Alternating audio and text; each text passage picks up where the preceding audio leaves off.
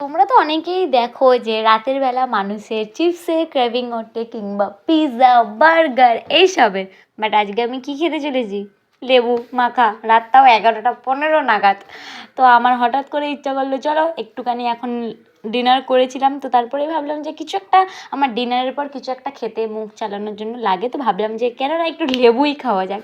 তো লেবুগুলোকে ছোটো ছোটো করে কেটে আর একটুখানি উপর থেকে নুন ছড়িয়ে নিলাম, আর নিজেই করছিলাম, নিজেই পাগলের মতো হাসছিলাম। তো আমি জানি না এগুলো কেন আমিই করি। তো যাই হোক, এই লেবুগুলো মাখিয়ে নিয়েছি। আর গাইস, টক জিনিস তো যখন তখনই মানুষ খেতেই পারে, তাই না? আর দেখো একটা খেয়েও নিলাম।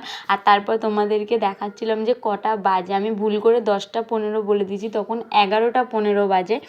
তো তারপরে আমি চলে গেছিলাম আমার মায়ের সাথে একটুখানি মজা করতে। দেখো মাকেও একটা দেবো, আর মায়ের শুধু রিয়াকশানটা গাইস দেখো কেমন। চোখ বন্ধ করো, কেন করো না প্লিজ, দেখো একটুখানি চোখ বন্ধ করো, খেয়ে দেখো।